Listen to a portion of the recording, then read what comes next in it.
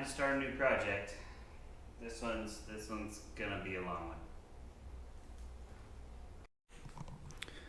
Alright, so what we got, it's a 2012. So pick this up here in Georgia, 2012 YFZ 450. From the parts list on it, it looks like it might have been raced in the XC series at some point, no telling when. The kid that I got it from, I believe he riding wheelies on it. Grab bar is gone. Grab bar's gone. Subframe is bent. You can tell that it's bent. Flat tires. Nerf bars have been cut off. Those were Pro Armor at one point. Does have flex bars. That's kind of cool. I do have the pad. It's over there in the airbox. I had to use these on a different project. I was going to use an aftermarket stem on this bike anyway, so went ahead and stole them. And then probably keep that front grab bar. It's a Pro Armor also. I think it'll look okay. So it's a Hauser XC front end, long travel with floats. So those are Gen 2 floats, stainless brake lines, factory wheels that are on backwards. Let's see what else we got. Engine, I did go ahead and acid wash it, so it does look clean. It's missing the plug back here. The throttle body's not really connected to the air boot back there. I noticed the chain has come off at some point, and this is all JB Weld. So definitely gonna have to have a set of cases. The frame looks straight. I'll probably put it on the grab bar before I get it completely disassembled, and just double check before we go painting or powder coating anything. Stock exhaust, I already threw it away. We're probably gonna put a DASA on it.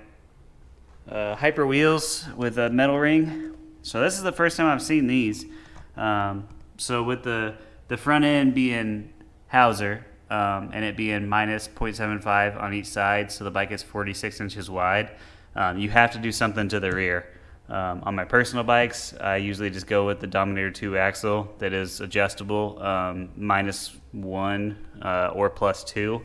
So that's usually what I go with. But these are interesting. It's got like a whole hub set up that brings it in, and it's 46 inches to the rear already. So it's got a chain guard on it. Looks kind of used. We'll see if we can still use it again. Does have an aluminum brake guard. Probably reuse that if this brake works. The YFZs, if they don't grease them, they'll seize up, and then you're out of luck after that. Gen 2 RC2 on the back, so that thing looks in pretty good shape. We'll have to read the numbers off of it, maybe make a phone call, see what weight it's set up for. No oil in the airbox. That's a good start.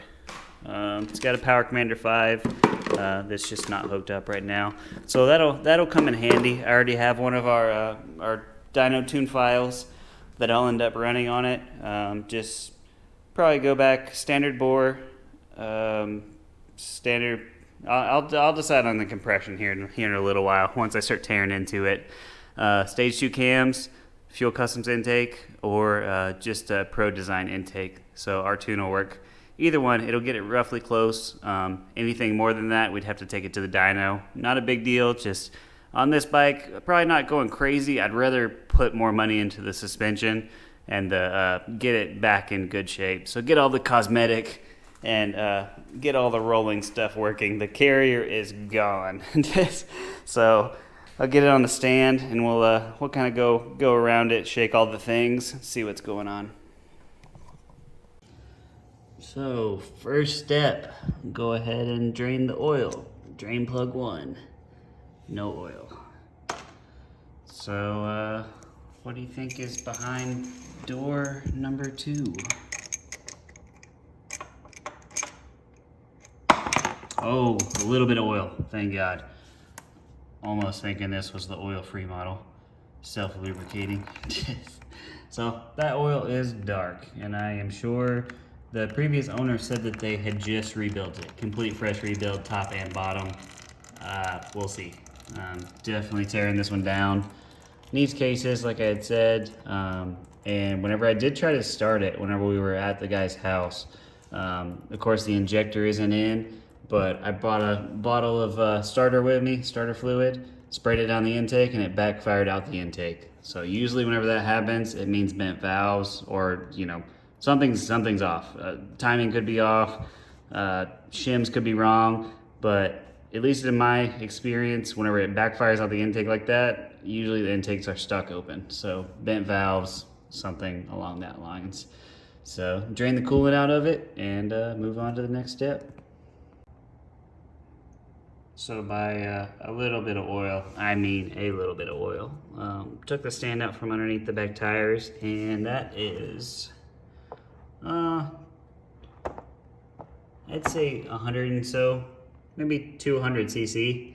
So YFZs are supposed to have minimum 1350, more like 1500 cc. So it doesn't have any oil in it. Hopefully, whenever they did the rebuild, it didn't run and they didn't start the motor, didn't try to ride it.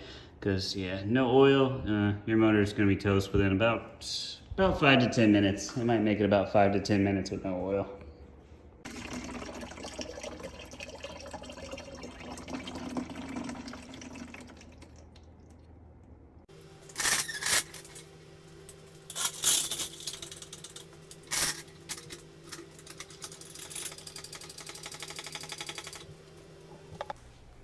Alright, so let's check it out. So the rear, it's done.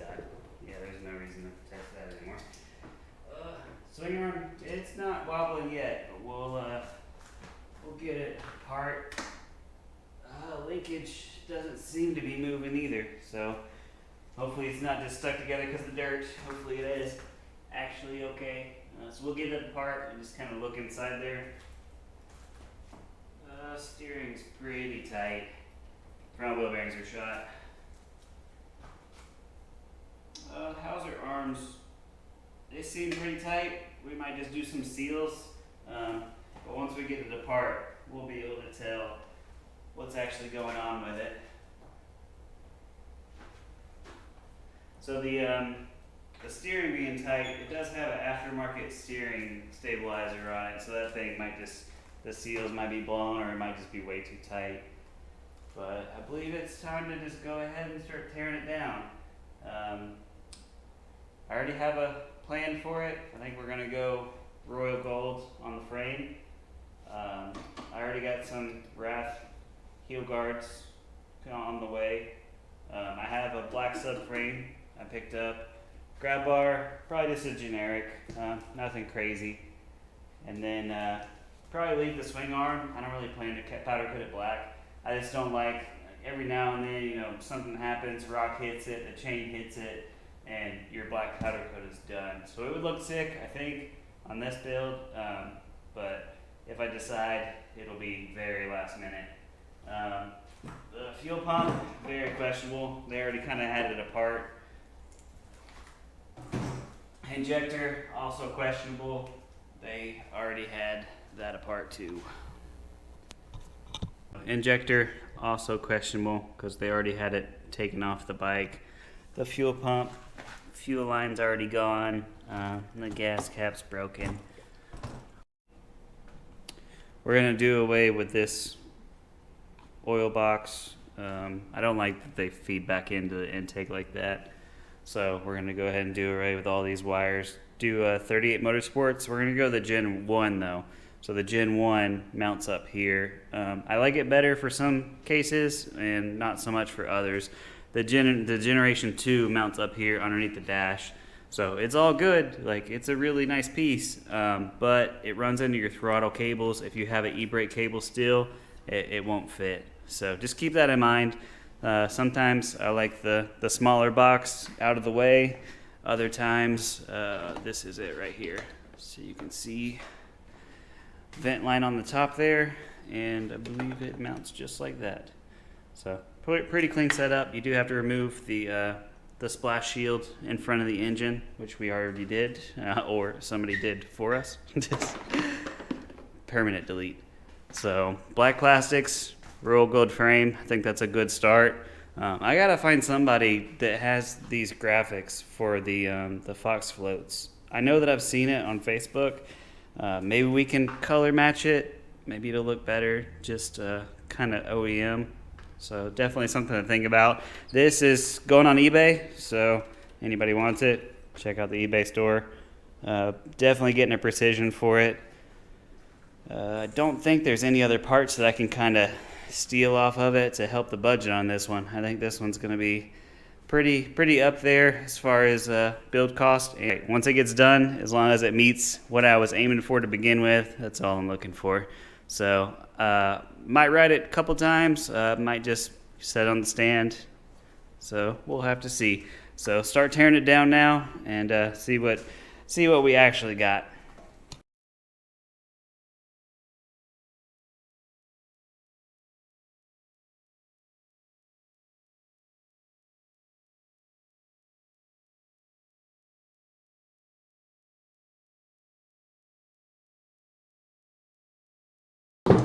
Alright, we're going to go ahead and get these handlebars out of the way. I think they've almost hit me in the face at least twice, and then scared the crap out of me at least once. So go ahead and get them off. They look like they're in good shape. Might just clean them up. I wish, if Fast Company is watching, I wish y'all offered a black and gray bar pad. There's only like black and white. I think the new color might have been red, white, and blue, or like black, white, and orange. I saw a couple different ones, but there's no blacked out covers. And from our collection, pretty much 75% of the bikes are probably blacked out. So a blackout cover would go a long way, just in case they're watching. You never know. But go ahead and get these off.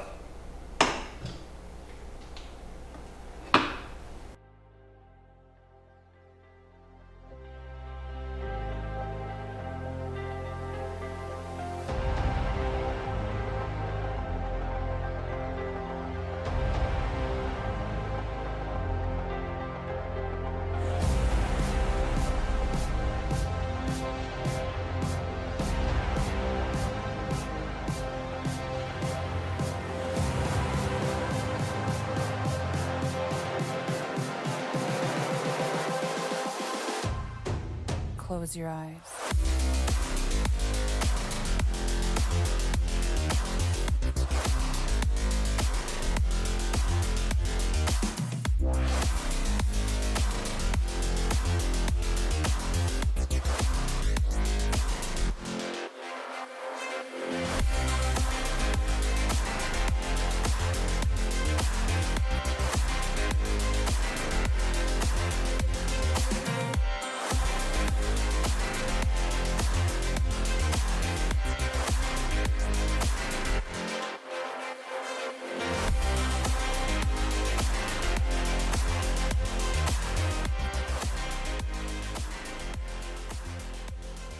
Our 2011 YFZ 450.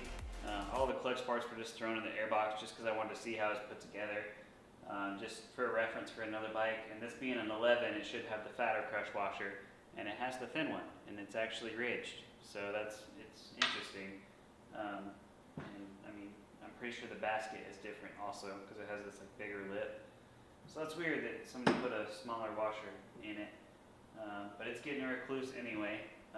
This outer basket, I don't think it can be used. The ridges are too deep, and I don't want to ruin a brand new recluse trying to run it. So we're gonna have to get a new basket. All the rest of the stuff gets replaced in the recluse kit. So all we really need is our bolts, everything else, and our lock washer. And recluse comes with its own, whatever this thing is called. It's like a security washer, maybe. So all this stuff goes in the trash.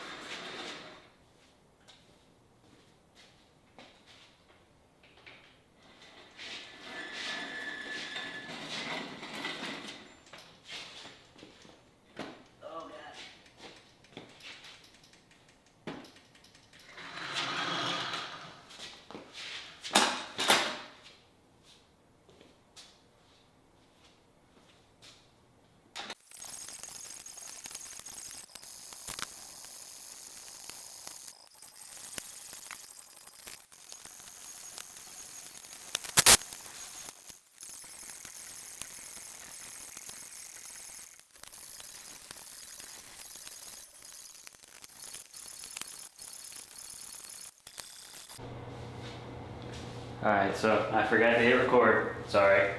Subframe is off, airbox is off, that we're going to swap out, electrical tray is off. This guy is stripped out. I need to get the removal tools for that. Rear brake is off, and that's kind of what all I missed. Harness is still hanging on by a thread. So we'll keep on moving on it.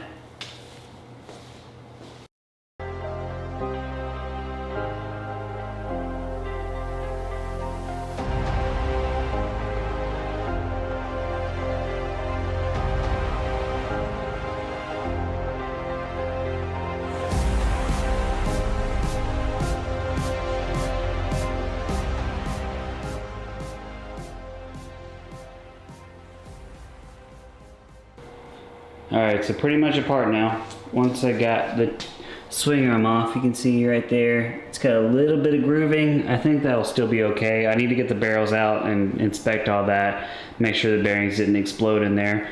The bolts and all that came off there though were pretty clean.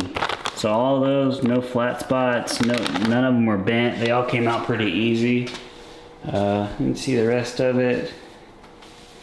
Subframe's definitely going in the trash. We'll have to inspect that radiator. I'm not sure if it's leaking or not. So it might have to wait until the bike goes back together to find out. The YFZ, good God, just the harness is massive.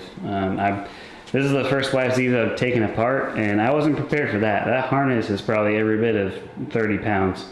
So LTR harness isn't nowhere near that. But just for fun, let's look around the engine. So this cover right here, you can see maybe they stripped it out and punched a drill straight through it. So I'm sure there was oil blowing out everywhere right there. We got the JB weld everywhere. We got the missing cap for the tensioner. The intake, let me grab a flashlight. So if you look down, see if I can get this thing to focus in there. If you look down in there, there's something around that valve, and it doesn't exactly look like rust. It looks like a gasket maker to me. It looks like a lot of it is around the valve. So we'll find out shortly. Look around. I'm not sure if I already pointed this spot out, but never over torque your motor mounts. You will destroy a set of cases real quick. If that wasn't over torquing, I'd be very surprised if the frame actually took that kind of impact and there's no crack paint or anything. So like I said, I already took this part off just to inspect it for another bike. They said fresh motor build, even though it doesn't have any oil in it. What oil it does have in it, that's not the color I'm looking for. So they said hot rods. I don't do the hot rods. I try not to do the hot rods even on the LTRs, because honestly they're good, but for the price, I guess. But on the YFZs, you can get a brand new crank for like $360. So not worth it on the YFZ to even attempt to risk it. So we're gonna go ahead and go OEM crank. We got a brand new set of cases. This head, I'm not sure yet. Let me get it apart, but it'll probably end up going to Williams to get refurbished. And then just for fun right now, I think they said it was a fresh build motor. Let's pop the valve cover off and just check timing and check valve lash and just see what it's at.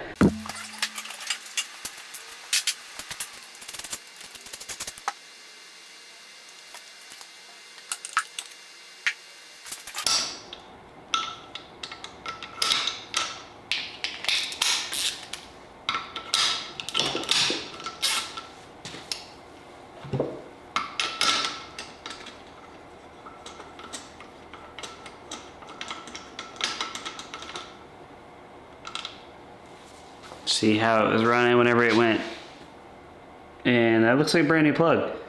So I'm wondering if they were having spark issues also, and this is just one of their steps to try to get it to fire.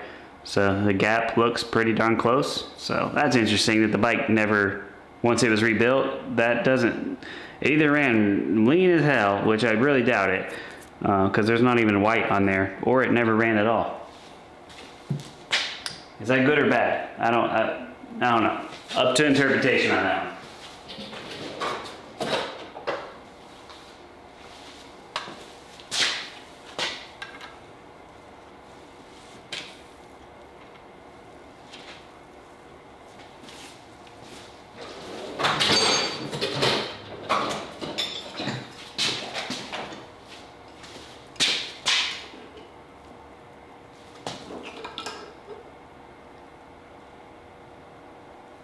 God.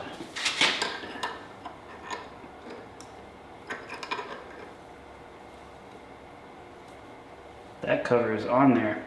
It might end up stripping out before it comes off. Yep, it's not gonna come off like that.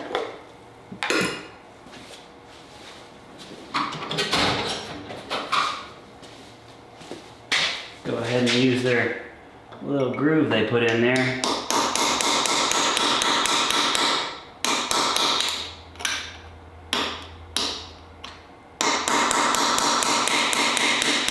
Alright, there it goes.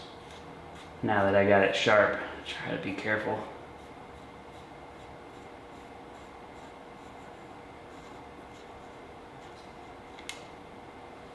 So we'll steal that O-ring, but other than that, that cap is going in the trash. Let's see what we got next.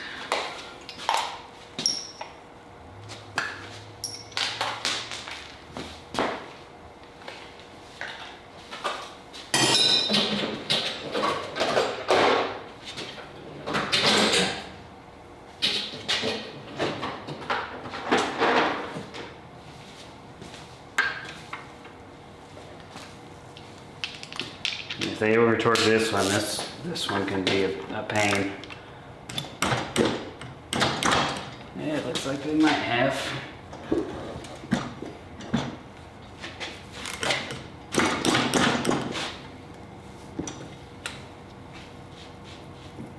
Oh God. Alright, at least we got it out of there. And we're not gonna go with blue. We're gonna go with a different color anyway. So either red or black.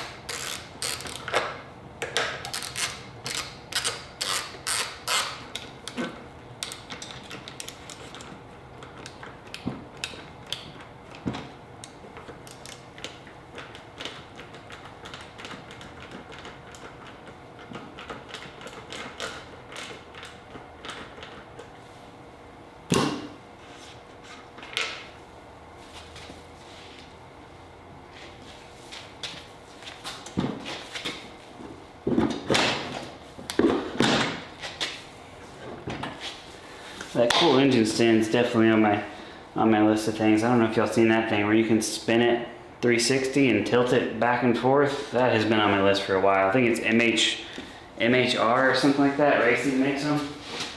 So that's been on my wish list for a while.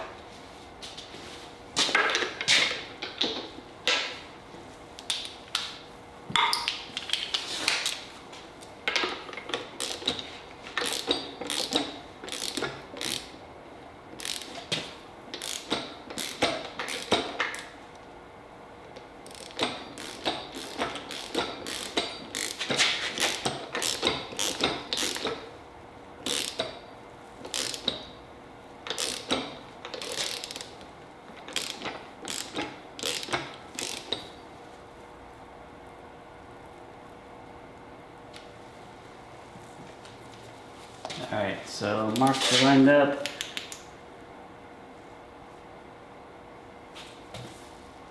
Piston is almost at the top.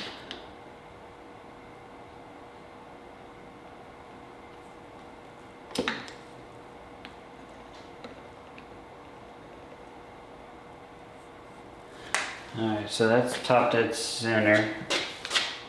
I mean, the timing's close enough. Like sometimes you get that weird, like half a tooth or one tooth, whatever it is, just because the chain is loose. So it's not, I mean, it's a little bit off. It could maybe be one tooth, but we'll try it later. So we'll just put the valves where they're even, and then I'm gonna grab some feeler gauges. Alright, so let's give it a try. Intake is 0.1 to 0.15. Let's do the smallest one. Intake. Nothing. Kind of what I thought. Nothing. One of them is probably too big. Let's see. Let's go to the max. So one of them, where's 18? So one of them's too big, and the other ones, let's see if they have any clearance. Let's go to the smallest one that I got. 0.001. That might be 0.001. Let's go up one size, but I don't think it's going to clear. Yeah, it's not going to clear. So almost no clearance, which means a couple valves are probably staying almost open. So that would probably explain the weird backfire. Let's look at exhaust. 0.2 to 0.25. So let's go with the smallest first. 0.2, okay, okay. 0.25, okay, okay, probably a little bit too big. Let's like 0.35, so 10 over. No, yes. So that's, I mean, there's numbers all over the board. No clearance, too much clearance, almost right, way too much clearance. So valves are not happy right now.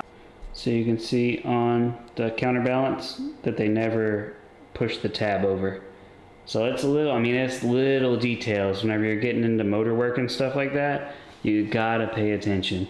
So every little thing, that could be the end of that engine. And usually engine builds are, parts wise, they're anywhere from usually $2,000 to $3,500.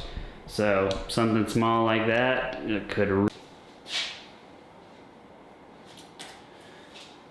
Okay, so I lied. I'm already recording things. So I was just about to go to bed because it's getting late.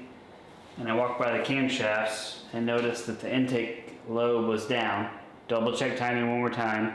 The exhaust was exactly where it should have been. The top of the lobe was, you know, whatever that is, about 45 degrees. This one was almost all the way down. So I'm thinking maybe they mistimed it, or maybe the cam just spun. I know on LTRs the cam can spin, but if you time the motor wrong and you do spin it over and it happens to make it all the way around, it'll meet the piston. And let's see if we got some bent valves. That one's not looking so good. So this one in the middle, it looks like it hasn't moved in like a while, like a really long time. And it has a lot of scratching on it. I don't know why it would have scratching on it. And it's pretty far sunk into the head. So I'm wondering if that one is bent. Let me put this down. I don't think that's a ding from a valve. But there is a little tiny mark on top of the piston. Usually if the valves have hit, they'll be, you know, it's pretty obvious that they hit. I'm also blind. Let me see.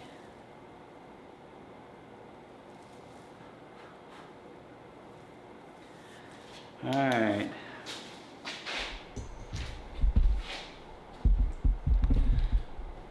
So the light, I think, told the full story. So if you look at the furthest indentation away, and then if I shine the light on it, you can see that groove right there. So probably mistimed motor, and one valve for sure hit.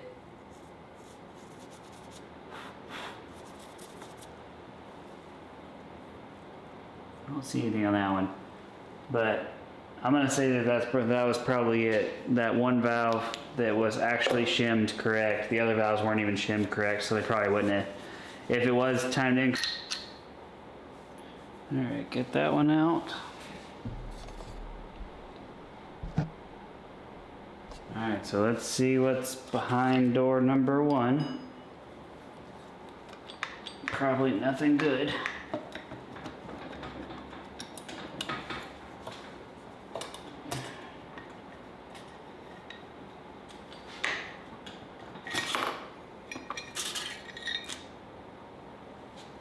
Damn, that piston. So that cylinder has definitely seen some better days. Wipe some of the crap out of it.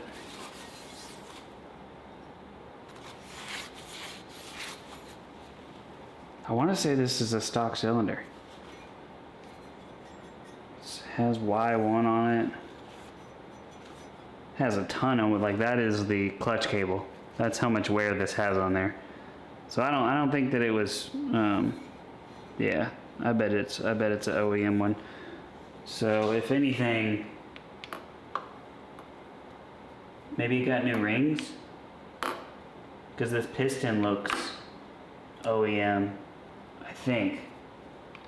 Don't judge me on that. It's been a while since I've had an OEM piston out. But definitely a hot rods crank, so they did replace that. This cylinder might be able to get saved.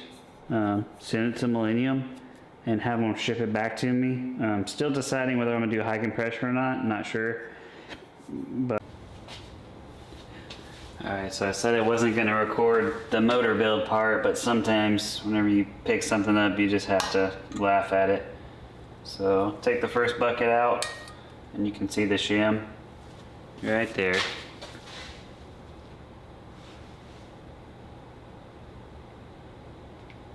So one of those homemade jobs, instead of actually finding the right shim size, they just grinded it down. That's not the way to do it. So I'm wondering if there's any more of those, and especially you see how thin that is. So it's pretty obvious there was something else going on. That bucket is stuck. This bucket might come out. There we go. Oh, there we go. Number 2 shim. And it's also grinded down. And it's YFZ. I mean, YFZ goes low on the shim size, but I guarantee it's not that low. That's like paper thin. Might have to get a Dremel out to get the last bucket out. Let's see the exhaust side though. The exhaust side they probably weren't having any problems with. 1.5.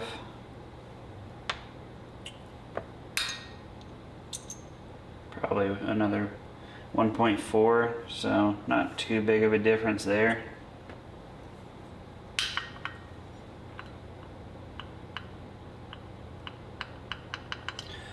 Don't think we're going to be able to get that middle bucket out. Alright, so the middle bucket on the intake side is stuck. I don't think we're getting that one out, and that valve is flat in there, so I don't really need to see it. But if we look at the valves, maybe wear, but also probably not enough valve adjustments. They're always pretty crucial for 4-strokes. And this is the first time I've seen YFZ feather valves. So feathers whenever they have a crease right in the middle of the valve, and it's called feathering. And that makes the stem of the valve go further up in the head, which is why they took a file or whatever they did and tried to make these shims thinner, because the heads were the valves were sunk up inside the head. But that's not going to fix it. That's not what fixes it. So if we wanted to fix this one, we would just send it to Williams or to Millennium or whoever, have them put new valve seats in. So all these would get drilled out, put copper valve seats in. They could probably line bore this damage right here. But I'm just gonna put this head on eBay used, you know, tell them what I found.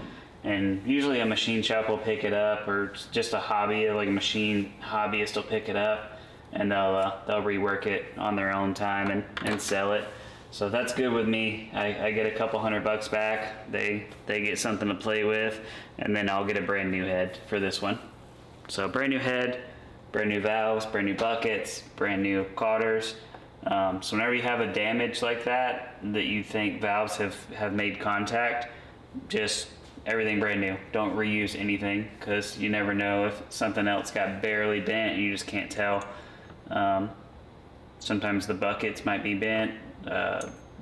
No telling. So just get a brand new head and start over. So it's been a little bit of time on the 2012 frame up build for XC, and we got our old engine there. Cylinder head is already on eBay, and we decided that there was a 2022 YFZ that had been totaled. I don't remember what state it was in. But we got a lot of good parts, so we got pretty much a brand new engine. We're just going to go with that engine, put the Recluse in that engine, and then we're going to buy a set of stage 2 cams for it, really wake it up.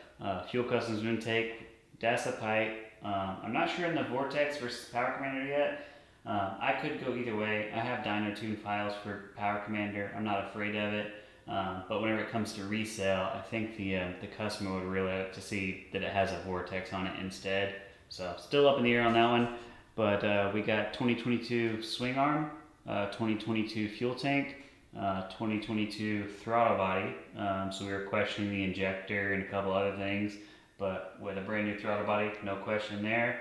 We have a harness. I think we're going to send it off and get a custom harness made. I think I'm going to have probably about 5 harnesses made for my style bike, so no relays, no headlights, no tail light, delete everything that can be deleted except for the diagnostic. And I think that's the harness that I'm probably going to put on our website at some point. So give us some time on that. It'll probably be a couple months. And then we are going to do away with the air boxes, and we're going to go ahead and just do a full fuel customs kit. And then really the only thing on this bike that is 2012 now is the headlight supports and the frame, and that's it. Everything else now is going to be 2022 or aftermarket. So that's, I mean, I think that's a good thing. I think somebody's going to end up with a really good bike. So I'm just going to end this video off. We're getting started for 2023 season. So today is Raptor Day, so we got a couple Raptors in here. But I do need to finish one more step on the YFZ build. This is 19, these will all be for sale. This one's like a barn find. Like, all it needed was tires pretty much. I'm gonna check the fluids, change the fluids, clean the air filter and all. But like literally it is brand new with some dust on it. Somebody will get a clean one after a bath on this one. So, but let's look at our YFZ frame. So just one final step before it can go to powder. The steering stem has a bushing in there, and I did not realize whenever I took the seals out that you need a specialty tool for it. So I got this off of eBay. I think it was like less than 20 bucks. It looked like it was aluminum, but luckily it's steel, so it should last pretty good. I'm gonna sneak it in right here. And then I've already sprayed this with WD-40 because the threads seem to be super fine thread. So just get some spray lube or something in there.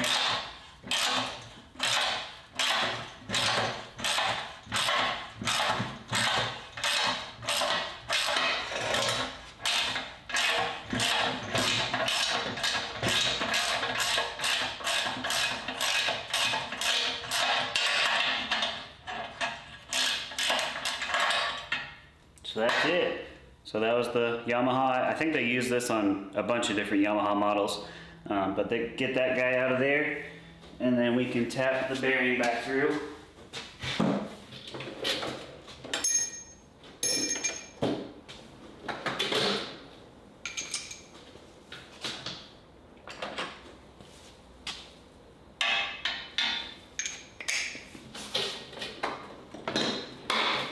Don't use your expensive sockets for this. These are Husky sockets.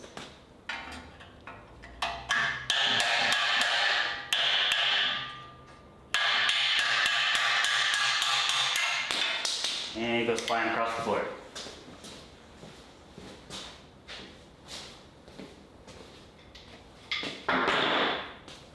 Alright, so there's the last part to that frame, and this guy is stuck. Like, I can't even attempt to rotate that. So it definitely needed to get replaced. Now the frame can go off to powder coat, and hopefully we'll see it here in about 2 or 3 more weeks. I gotta rebuild some Hauser A-arms in the